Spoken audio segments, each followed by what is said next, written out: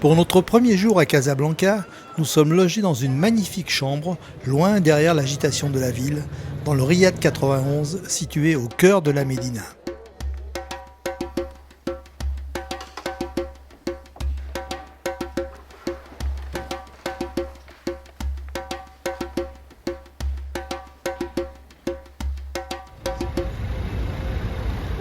Le contraste entre la Médina et l'architecture moderne de la ville est saisissant.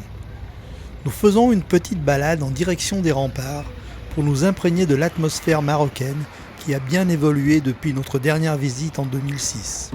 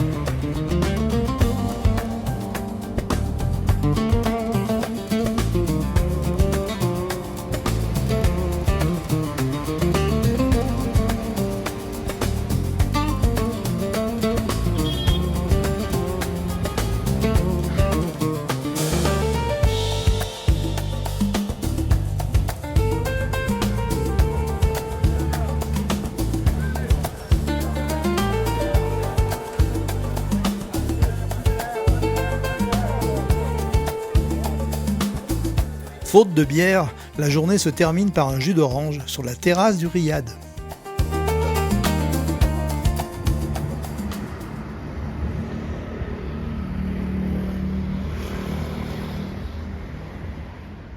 La visite de la mosquée Hassan II à Casablanca a été un moment impressionnant de par sa grandeur et sa beauté. Située au bord de l'océan Atlantique, elle semble émerger de l'eau et offre un panorama spectaculaire. Inaugurée en 1993, elle symbolise l'alliance entre tradition et modernité.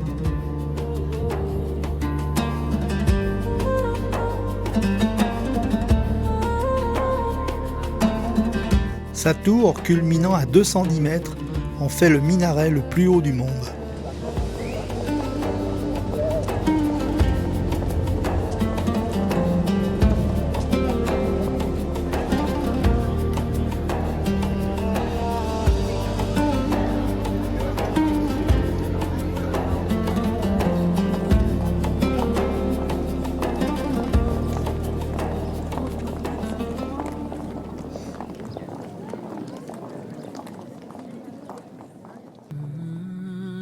À l'intérieur, les décors en zélige, le bois sculpté et les plafonds majestueux témoignent du savoir-faire exceptionnel des artisans marocains. Elle est devenue l'emblème de la richesse spirituelle et culturelle du Maroc.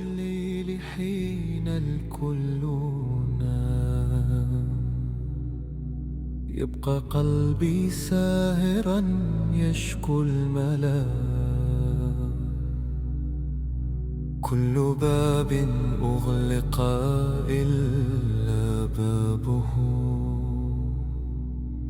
كل صوت سكت إلا نداء حسبي الله إذا ضاق الطريق حسبي الله إذا خذل الرفيق حين لا أحد يراني Une salle d'ablution décorée de zélige et de tas des lacs, abrite 41 fontaines illustrant une fleur de lotus.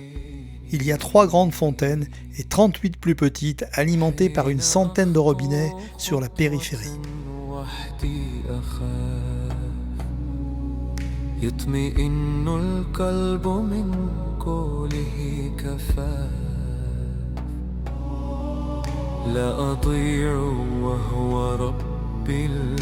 مستقيم من توكل لم يخب هذا اليقين.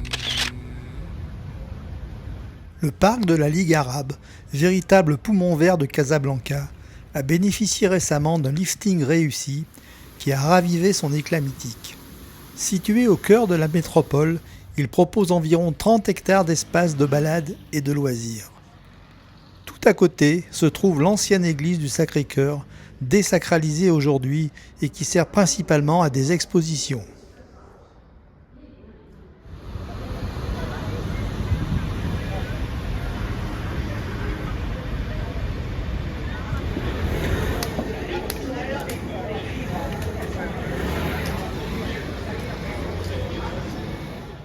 Balade au centre-ville où on peut voir que le blanc des immeubles illustre bien le nom de Casablanca, la ville blanche.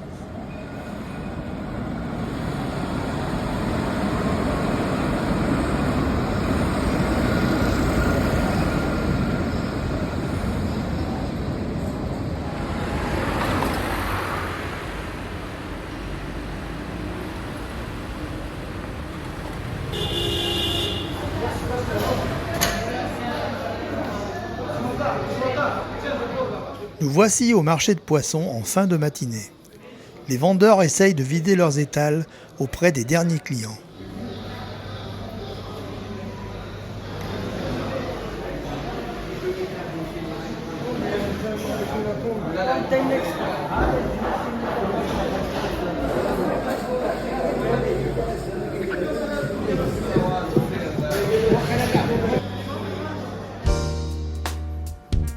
Après un tour dans les allées, nous profitons du déjeuner dans un restaurant typique pour déguster une plancha bien garnie et excellente.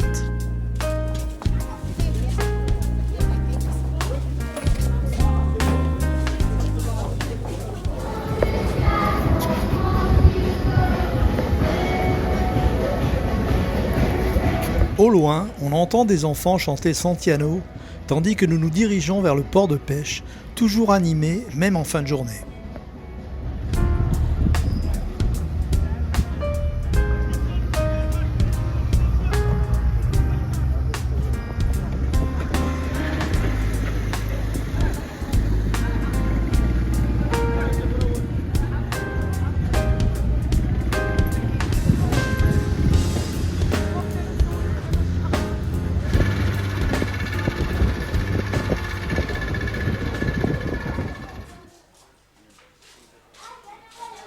Au cœur de la Médina, nous nous aventurons dans un dédale de ruelles étroites où chaque pas révèle un nouveau décor.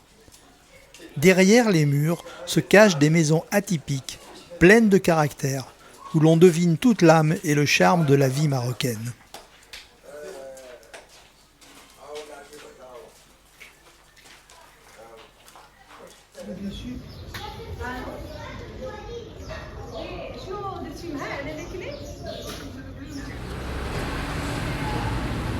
La balade nous conduit ensuite jusqu'au restaurant Dar El Kaïd, où se produit un groupe de musique typique.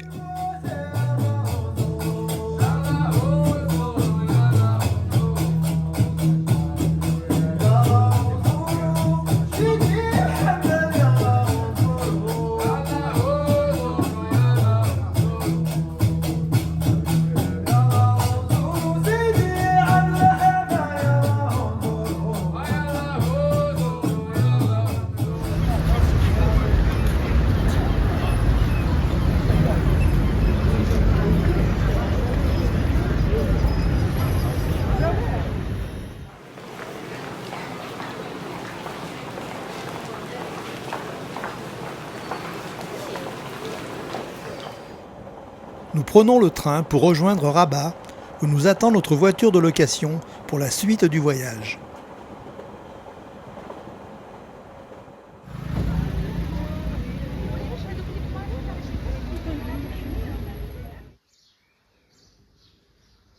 Le riad d'Araïda se trouve au fond d'une impasse très calme et difficile à trouver. Nous y séjournerons 2 jours.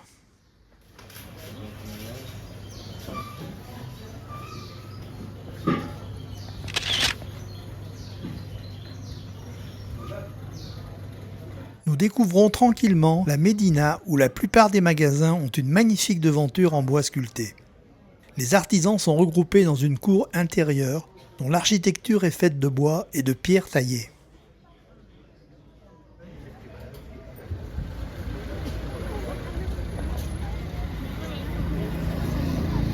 L'édifice qui s'élève devant nous est la Casbah des Oulayas.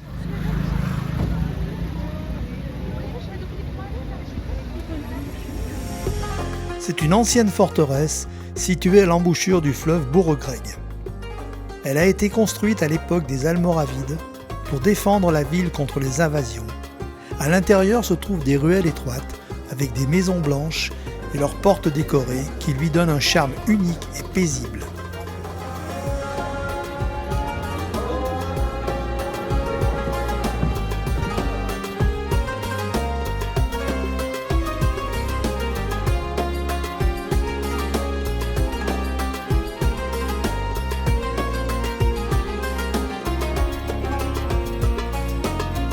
De l'autre côté, on découvre une vue spectaculaire sur l'océan Atlantique. C'est un lieu historique très apprécié pour son calme et sa beauté.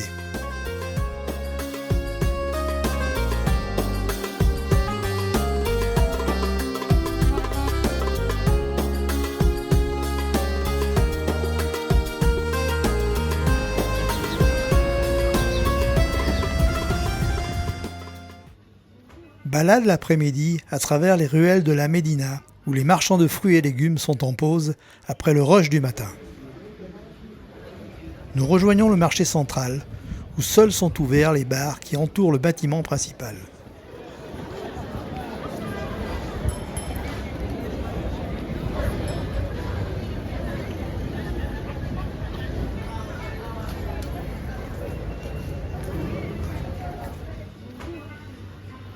Nous finissons la journée au restaurant Darnaji, qui ne nous a pas vraiment enthousiasmés malgré sa réputation.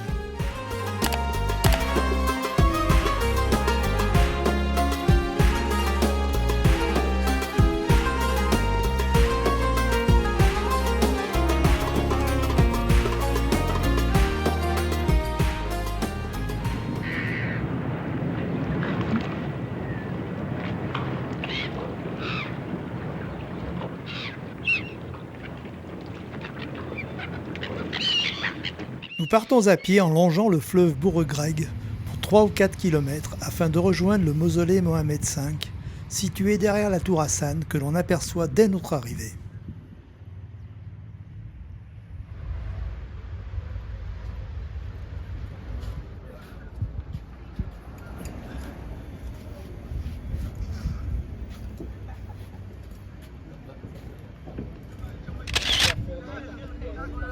Le mausolée Mohamed V est l'un des monuments les plus emblématiques de Rabat.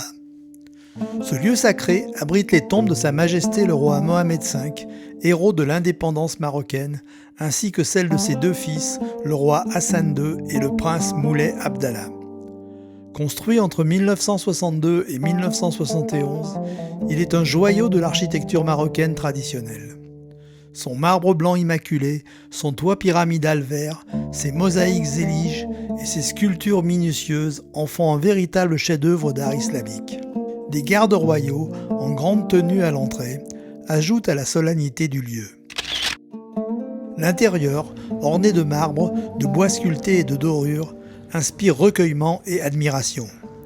Le mausolée est à la croisée de l'histoire, de l'architecture et de l'hommage national.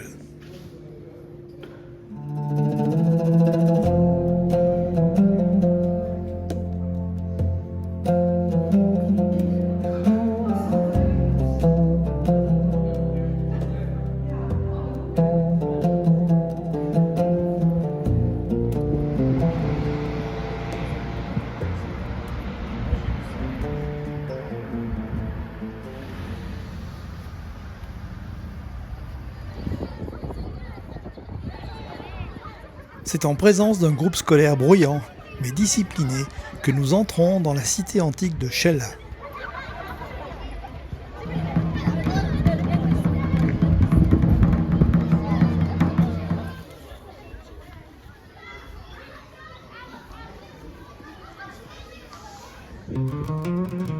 La cité antique de Chella est un site historique qui témoigne de plusieurs civilisations anciennes.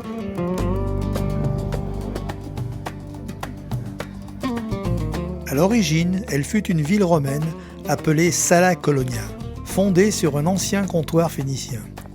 On peut encore y voir des ruines impressionnantes comme des colonnes, des thermes et un forum.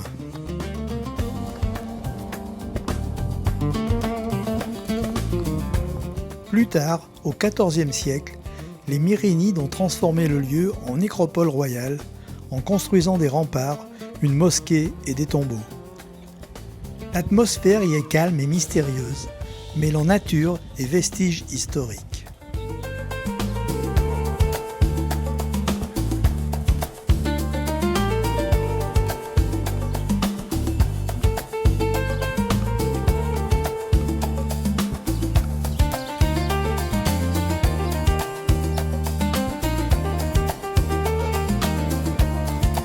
La présence de nombreuses cigognes qui nichent sur les ruines ajoute une touche vivante et naturelle à ce site historique, ce qui le rend encore plus unique et impressionnant.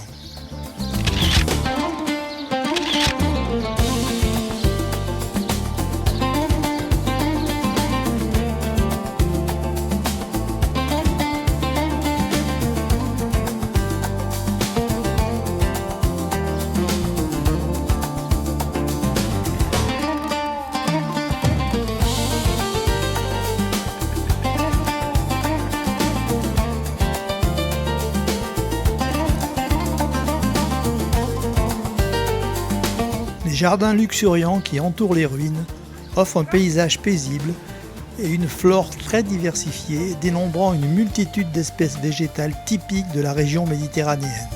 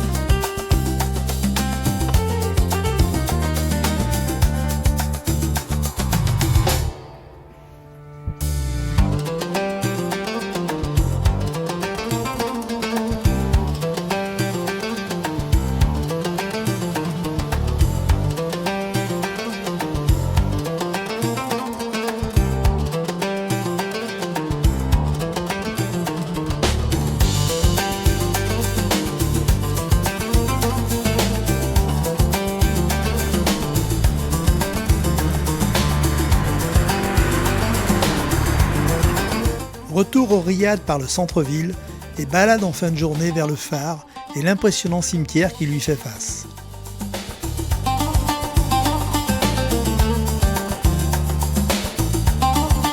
Pastilla et couscous pour finir en beauté.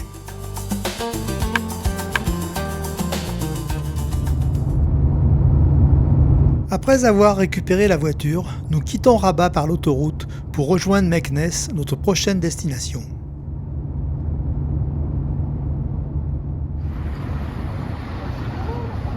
C'est à partir de cette immense place que se trouve l'entrée de la Médina où nous attend notre nouveau gîte.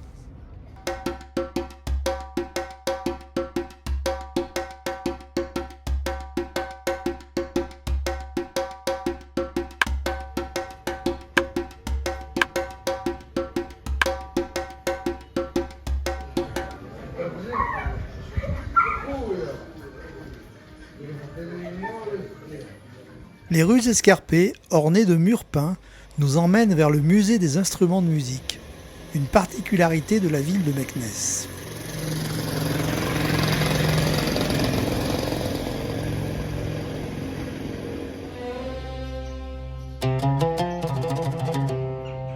Le musée d'art Jamaï vous plonge dans l'univers fascinant de la musique marocaine au sein d'un somptueux palais hispano-mauresque du XIXe siècle, au cadre enchanteur avec son splendide jardin andalou.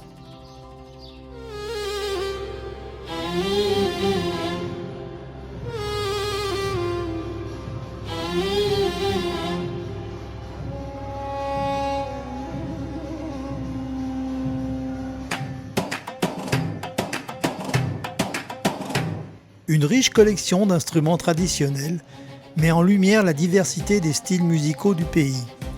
Plus qu'un musée, c'est un véritable voyage culturel de l'identité musicale du Maroc à travers costumes, photos d'époque et objets du quotidien.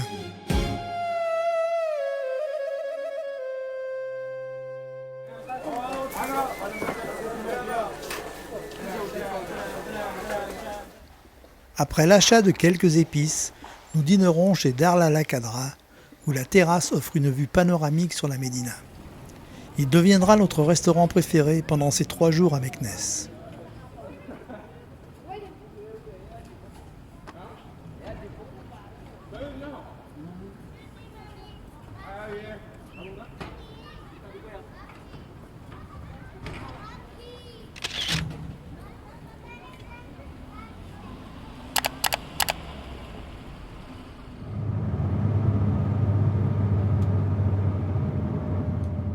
De Meknès, il faut à peine 1 heure de route pour atteindre le site archéologique de Volubilis.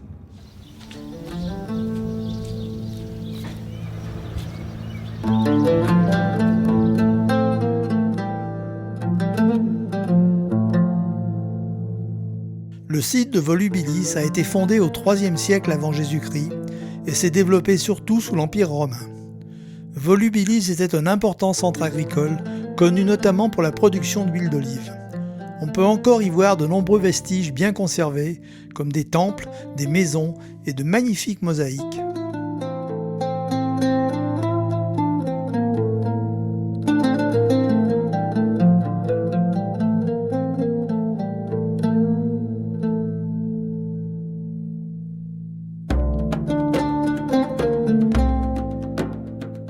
Le site montre l'organisation et le mode de vie d'une ville romaine en Afrique du Nord. Aujourd'hui, Volubilis est classé au patrimoine mondial de l'UNESCO et constitue un lieu historique très important.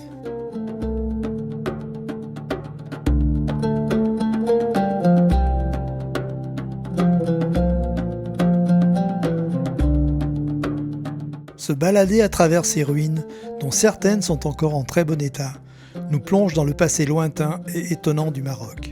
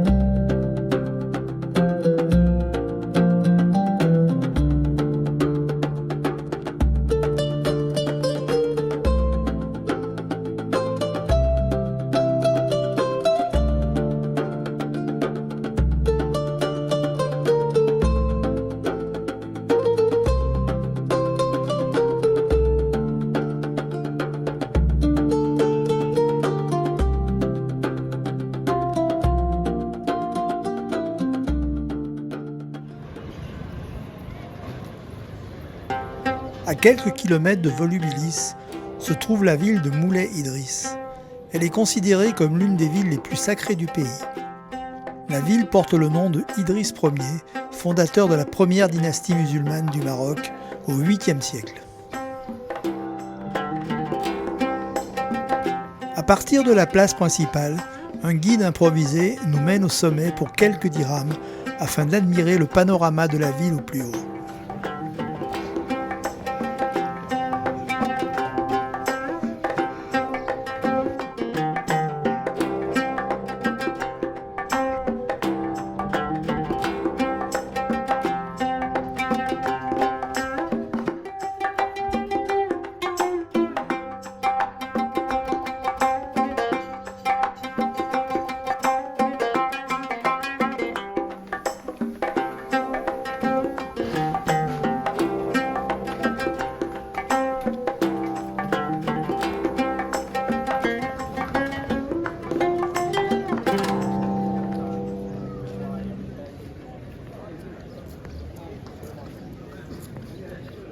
Un petit tour dans les rues pour s'imprégner de l'ambiance locale en observant la vie quotidienne du village.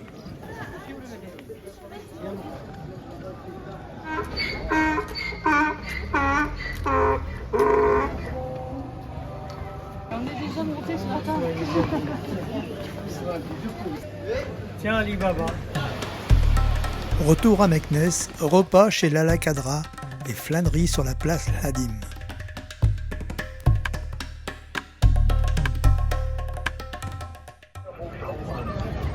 هنا عندك ضيف الله خلينا نتفرجوا ما تفيضوا ونبغي نعمر.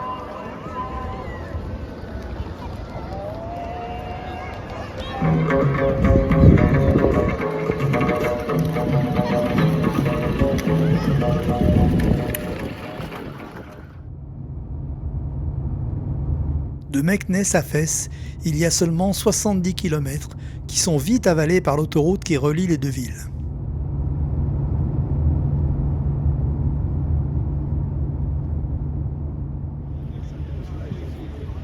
Nous prenons un guide local certifié pour visiter la Médina et les souks de Fès.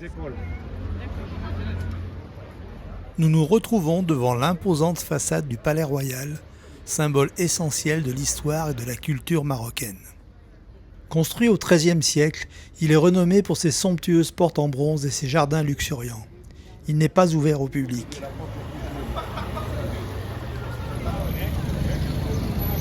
Nous pénétrons dans la Médina par la porte Bab Boujloud.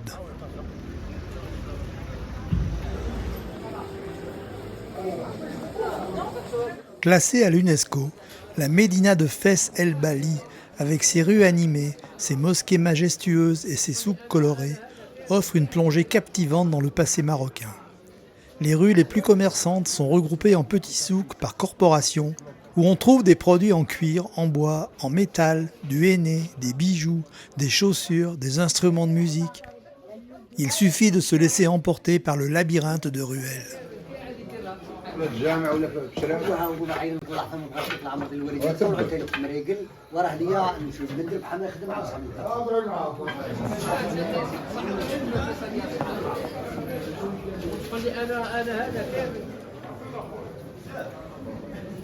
Là, en haut, c'est le bois, c'est le cèdre du Moyen Atlas, là. Le cèdre. C'est ce qu'on appelle la médersa. Médersa, l'université universitaire. Cette université, inaugurée en 1350, est une des écoles coraniques d'enseignement supérieur qui servait également de résidence pour les étudiants.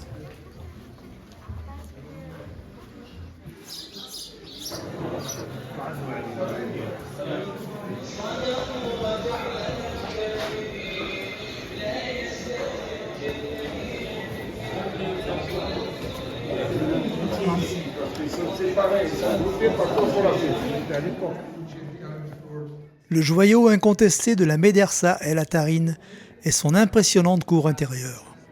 De forme rectangulaire, elle est dotée de sols et de murs tapissés de mosaïques zéliges aux motifs géométriques complexes. Les murs sont ornés de stucs finement sculptés, portant des inscriptions calligraphiques en arabe qui témoignent du savoir-faire des artisans de l'époque.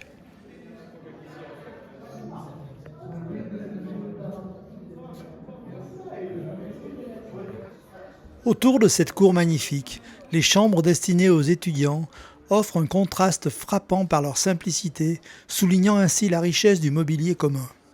Même si l'on n'est pas érudit en architecture, la perspective et les détails de la Médersa El Atarine forcent admiration et respect.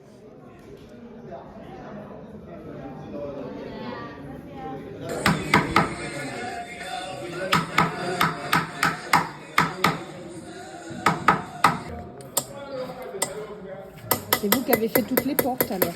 Oui. C'est vous qui avez fait toutes les portes? Ah oui, c'est ça? c'est bien.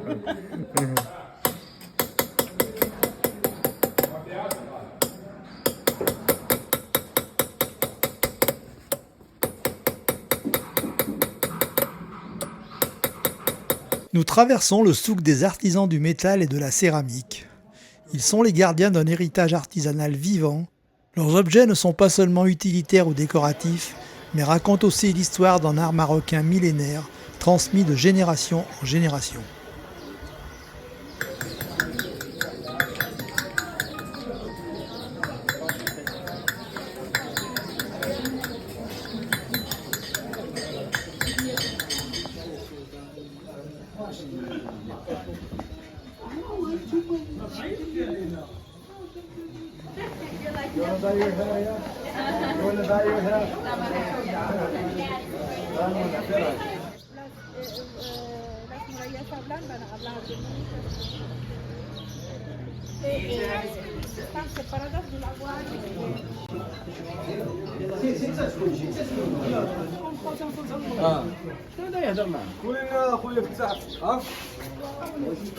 Dans le panorama commercial et artisanal unique de Fès, le souk des tanneurs attire particulièrement l'attention.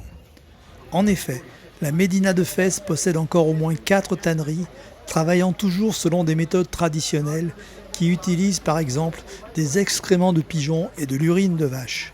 Elles offrent un spectacle unique qu'on admire depuis les terrasses des magasins attenants, à la fois pour profiter d'une meilleure vue, mais aussi pour atténuer la forte odeur qui s'en dégage, légèrement atténuée par la feuille de menthe qu'on vous donne à l'arrivée. C'est normal, madame. C'est normal, tu vois, et lui, c'est la même chose.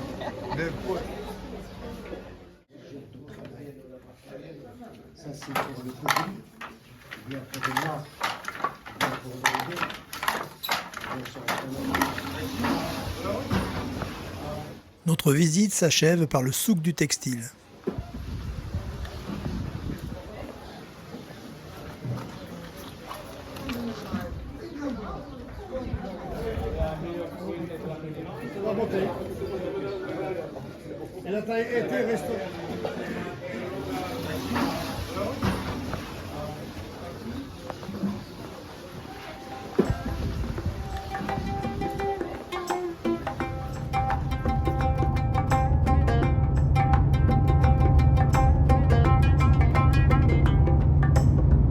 Retour en fin de journée et nouveau repas chez Darlala Kadra.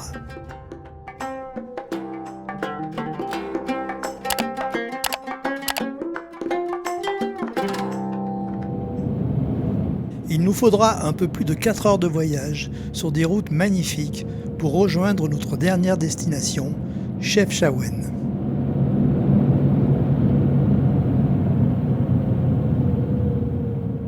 Située à flanc de colline, la ville bleue apparaît au détour d'un virage.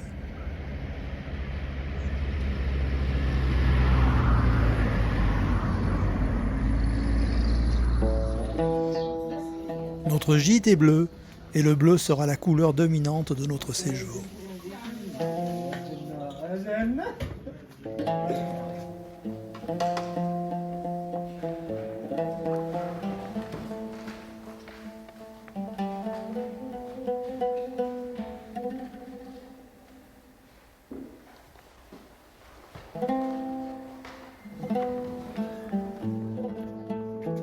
Pourquoi le bleu ?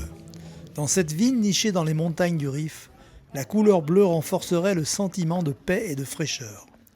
Le bleu évoque aussi le ciel et la mer et invite à la contemplation et à la sérénité. Et on dit aussi qu'il éloigne les moustiques. La couleur bleue est devenue l'identité forte de Chefchaouen et surtout son atout touristique.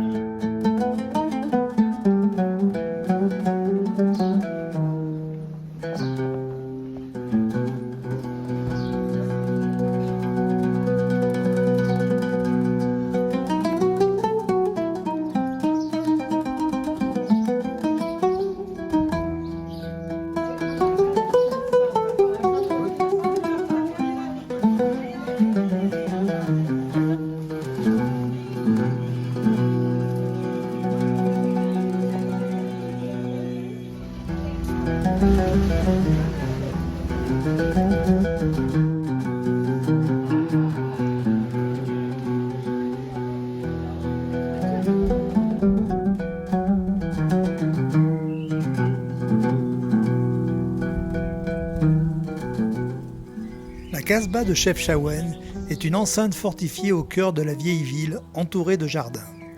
La tour principale s'élève sur 3 étages, jusqu'à une terrasse couverte au sommet. De là, on domine les ruelles bleues de la vieille ville et les collines environnantes.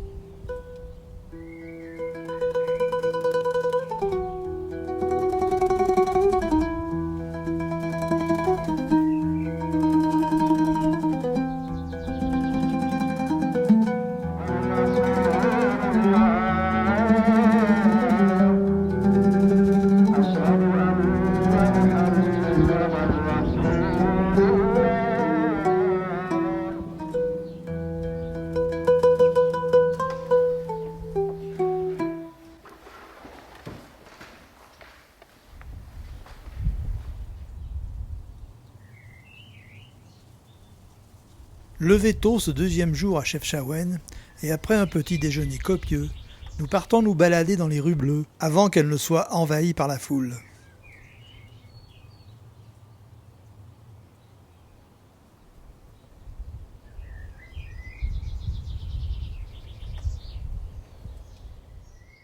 Une lumière douce glisse sur les murs peints dans un calme surprenant.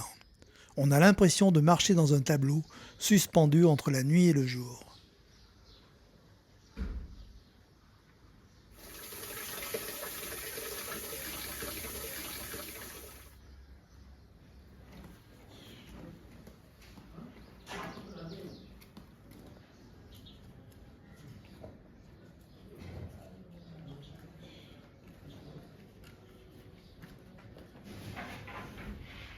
Moyennant quelques dirhams, le boulanger nous autorise à faire des photos de sa fournée matinale.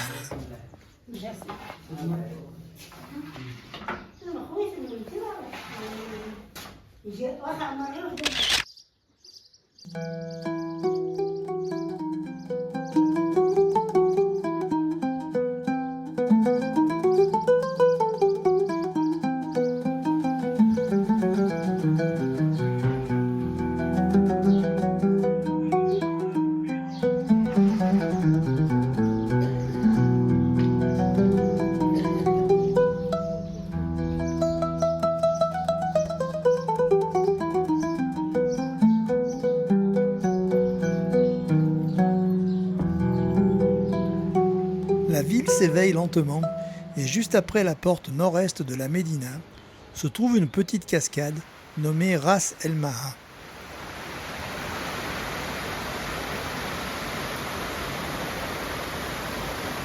C'est ici que l'eau sort du flanc de la montagne et que les femmes viennent laver leur linge dans ces lavoirs toujours utilisés comme autrefois.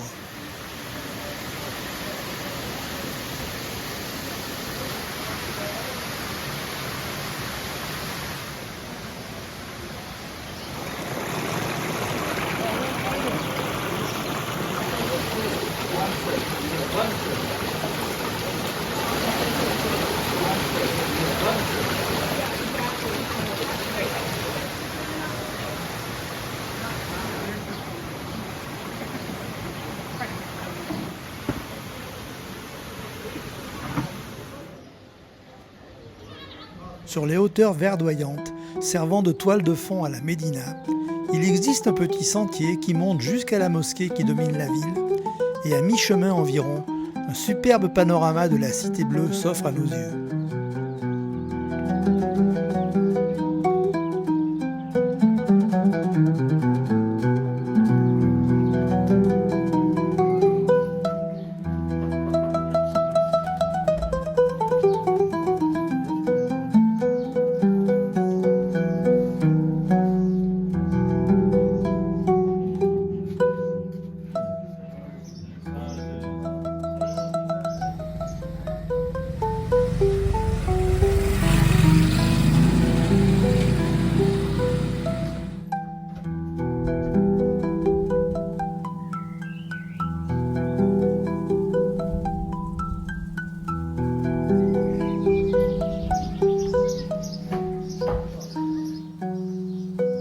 La journée s'achève et c'est au restaurant El Cielo que nous la finirons. Situé dans un cadre magnifique, ce restaurant mérite qu'on s'y arrête. La nourriture y est vraiment savoureuse et le personnel au top. Probablement le meilleur endroit de la ville.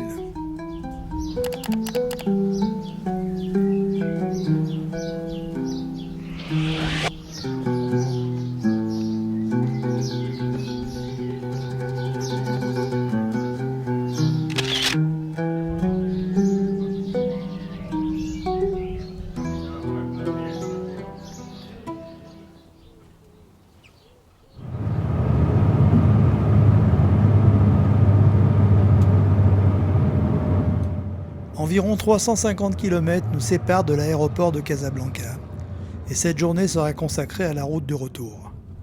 Quelques arrêts dans la campagne aride avant de rejoindre notre dernier logement.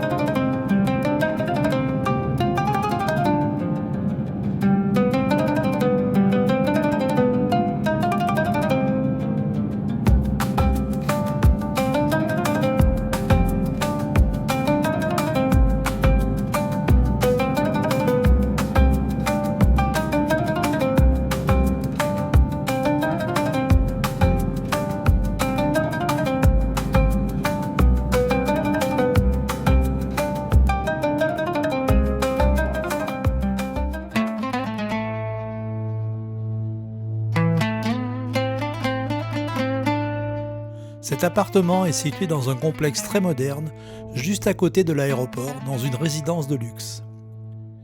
Les restaurants étant tous fermés pour l'Aïd, nous nous rabattrons sur la piscine. Dernière photo souvenir.